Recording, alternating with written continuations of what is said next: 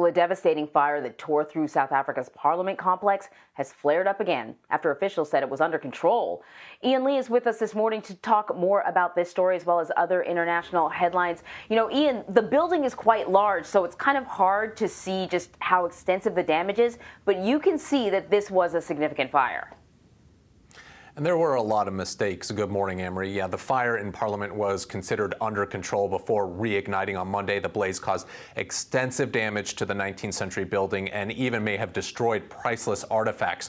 Flames and black smoke could be seen rising across the city skyline. Nearly 3 dozen firefighters were at the scene. It initially started Sunday morning. A suspect was arrested shortly after and is now facing charges of breaking and entering, theft, and arson. South Africa's president had admitted that the building's sprinkler system had not worked properly, while another government minister said security cameras were not being monitored at the time of the fire. We're moving on to Haiti, where the prime minister has survived an assassination attempt. Videos posted online appear to show Ariel and his entourage scrambling to take cover in their cars amid intense gunfire. Officials say gunmen tried to kill him during an event marking the country's independence. One person was killed in the exchange of fire between security forces and the attackers. And the security situation in the country has deteriorated since the assassination of President Jovenel Moïse last July. The prime minister had previously pledged to crack down on powerful gangs that have terrorized the country through a wave of kidnappings and other crimes. Next, we're in Lebanon, where tensions are growing between Hezbollah and Saudi Arabia. The leader of the Shiite militant group, Hassan Nasrallah, slammed the Saudi king on Monday, accusing his country of spreading an extremist Islamic ideology worldwide and taking thousands of Lebanese workers in Saudi Arabia hostage.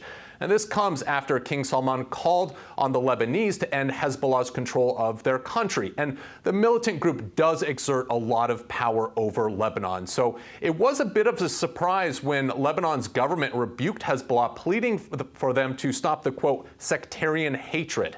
Finally, we're in Canada, where a court has awarded $84 million plus interest to the families of 6 people killed when their plane was shot down in Iran. Ukraine International Airline was hit by 2 missiles after taking off in Tehran 2 years ago. Iran says it mistook the jet for a U.S. missile. 176 people on board died, which included 55 Canadians and 35 permanent residents of Canada. The relatives of the dead filed a civil suit against Iran, who they blame for the incident, but it isn't clear how they will actually get the money, as Iran isn't likely to pay. Amory, as we discussed yesterday, this was all part of the fallout of the killing of Iranian Quds Force commander Qasem Soleimani after the Iranians retaliated by firing ballistic missiles at the U.S. bases in Iraq. The world waited, holding its breath, wondering what the U.S. would do in response. There were fears that the U.S. would launch a massive counterstrike, and in the fog of battle, a local commander of a surface-to-air missile battery shot at the plane, again thinking it was a U.S. attack. But there are still a lot of unanswered questions, like why did Iranian officials allow civilian airliners to take off in the first place when tensions were so high?